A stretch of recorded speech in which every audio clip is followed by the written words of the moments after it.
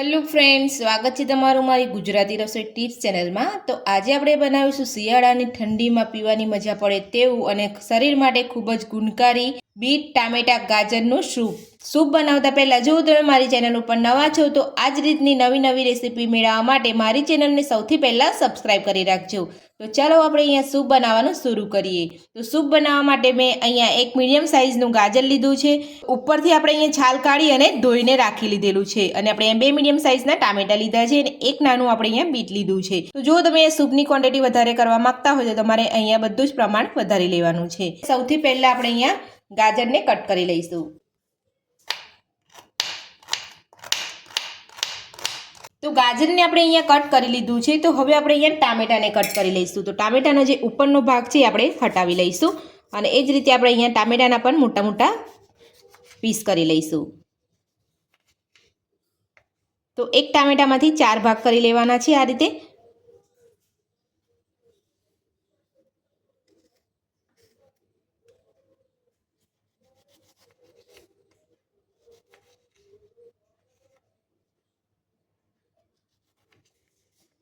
તો ટામેટાને પણ આપણે અહીંયા કટ કરી લીધા છે।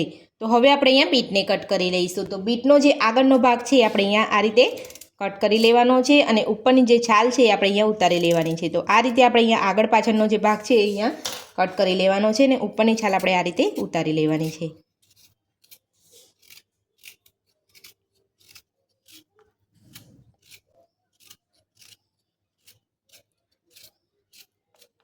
તો આપણે અહીંયા બધી જ છાલ બીટની ઉતારી લીધી છે। હવે આપણે બીટને પણ એ જ રીતે કટ કરી લઈશું। તો બીટ જલ્દી અહીંયા કૂક નથી થતું એટલે આપણે અહીંયા બીટના થોડા નાના પીસ કરીશું।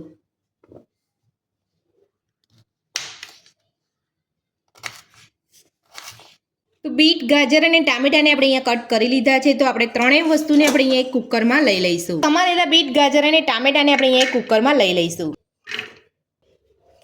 તો બીટ, ગાજર અને ટામેટાને આપણે અહીંયા લઈ લીધા છે। તો હવે આપણે એમાં અડધી ગ્લાસ જેટલું પાણી ઉમેરી લઈશું।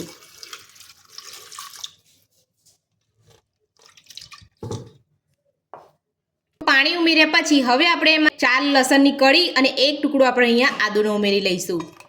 તો પાણી અને આદુ લસણ ઉમેર્યા પછી કુકરનું ઢાંકણ બંધ કરી અને આપણે 3 થી 4 વિસલ કરી લઈશું। તો 3 થી 4 વિસલ થઈ ગઈ છે। તો હવે આપણે અહીંયા ચેક કરી લઈશું। તો તમે જોઈ શકો છો એકદમ સરસ રીતે બધું જ અહીંયા બફાઈ ગયું છે। તો હવે આપણે એક વાસણ લઈ અને ગાળણીથી બધું જ ગાળી લઈશું।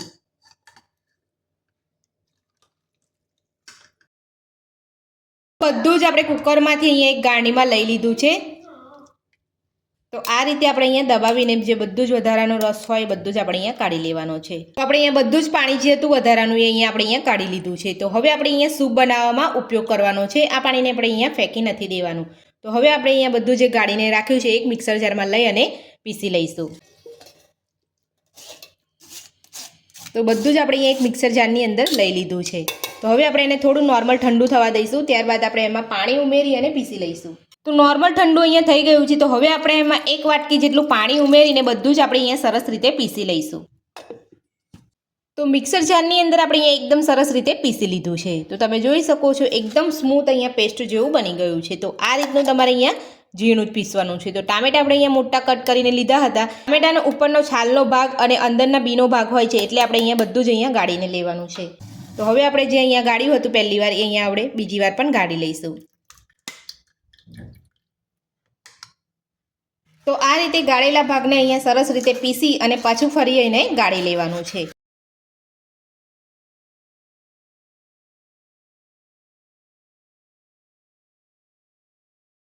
મિક્સર જારની અંદર એકદમ સ્મૂથ પેસ્ટ બનાવી અને પછી આપણે ફરીથી પણ આ રીતે અહીંયા બધું જ ગાળી લેવાનું છે। તો જે બીવાળો ભાગ હશે ને જે આખો ભાગ હશે અહીંયા રહી ગયું હશે એ પણ અહીંયા સરસ રીતે ગળાઈ જશે। તો બધું જ આપણે અહીંયા ગાળી લીધું છે ને તમે જોઈ શકો છો એક ચમચી જેટલો વધ્યો છે અહીંયા મોટો ભાગ ગળાઈને એ આપણે અહીંયા કાઢી નાખીશું। આપણે અહીંયા સૂપમાં એડ નથી કરવાનો।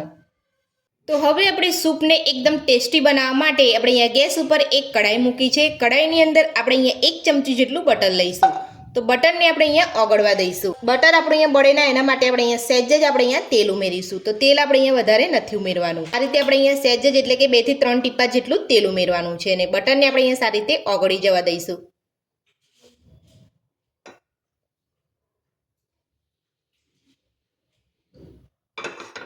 બટર સરસ અહીંયા ઓગળી ગયું છે. તો હવે આપણે એમાં 3 લવિંગ ઉમેરીશું, 1 તજનો ટુકડો અને 1 તમાલપત્ર. તો આપણે અહીંયા સૂકા મસાલા એટલે ઉમેરવાના છે કે આપણે અહીંયા સૂપનો ટેસ્ટ એકદમ સરસ લાગે. આપણે ફક્ત ફ્લેવર માટે જ ઉમેરવાના છે. તમાલપત્ર, તજ અને લવિંગને આપણે સૂપ સરસ ઉકળી જાય એટલે આપણે એને કાઢી લઈશું.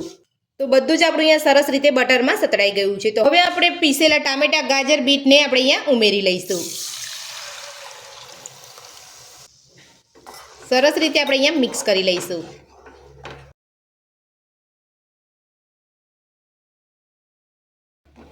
તો સૂપ આપણું જો અહીંયા ઠીક છે એટલે હું અહીંયા થોડું પાણી ઉમેરું છું. તો અડધી વાટકી જેટલું તમારે અહીંયા પાણી ઉમેરવાનું છે. જો તમારું સૂપ અહીંયા જાડું હોય તો તમારે પાણી ઉમેરવાનું છે, બાકી તમારે અહીંયા પાણી વધારે નથી ઉમેરવાનું. તો જો આપણે અહીંયા સૂપને ઉકળવા દઈશું એટલે વધારે જાડું થશે, એટલા માટે આપણે અહીંયા થોડું પાણી ઉમેરી લઈશું. હવે આપણે અહીંયા ગેસની ફ્લેમ ફૂલ કરી અને સૂપને સરસ રીતે ઉકળી જવા દઈશું. સૂપ આપણું ઉકળે છે ત્યાં સુધી આપણે અહીંયા સૂપની અંદર સ્વાદ પ્રમાણે મીઠું ઉમેરીશું. સાથે જ અહીંયા 2 થી 3 ચપટી જેટલો કારા મરીનો પાવડર ઉમેરીશું. જો તમે સૂપ અહીંયા સ્પાઇસી પીવા માંગતા હોય તો તમારે અહીંયા કારા મરીનો પાવડર થોડો વધારે ઉમેરવાનો છે. તો બધું જ આપણે અહીંયા સરસ મિક્સ કરી લઈશું.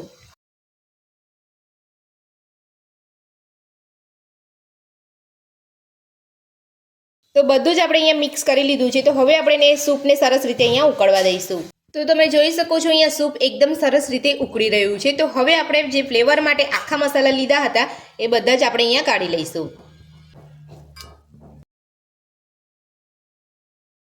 તો ફ્લેવર માટે આખા મસાલા એડ કર્યા હતા એ આપણે અહીંયા કાઢી લીધા છે. તો હવે આપણે 1 ચમચી જેટલો ગોળ ઉમેરીશું. તો ગોળની જગ્યા ઉપર તમે અહીંયા ખાંડ પણ ઉમેરી શકો છો. આપણે અહીંયા ગોળ ઓગળે ત્યાં સુધી આપણે અહીંયા સૂપને ઉકળવા દઈશું. આ રીતે અહીંયા તમારે થોડું હલાવતા રહેવાનું છે એટલે તમારો ગોળ અહીંયા સરસ રીતે ઓગળી જશે.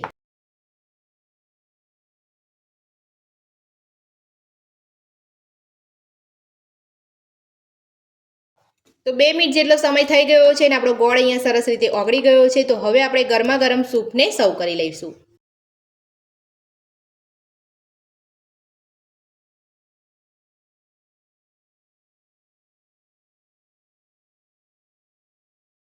તો બીટ ટામેટા ગાજરનું સૂપ બનીને આપણું અહીંયા તૈયાર છે. અને તમે જોઈ શકો છો આપણે ના વધારે જાડું કે ના અહીંયા પતલું, એ રીતનું આપણે અહીંયા એકદમ સરસ મીડિયમ પતલું આપણું અહીંયા બીટ ગાજર ને ટામેટાનું સૂપ બનીને આપણું અહીંયા તૈયાર છે. તો બીટ ગાજર ટામેટાનું સૂપ તમે અહીંયા ટોસ્ટ સાથે પણ તમે અહીંયા પી શકો છો. બીટ ગાજર ટામેટાનું સૂપ બનાવવાની રીત તમને મારી કેવી લાગી મને કોમેન્ટ બોક્સમાં જરૂરથી જણાવજો.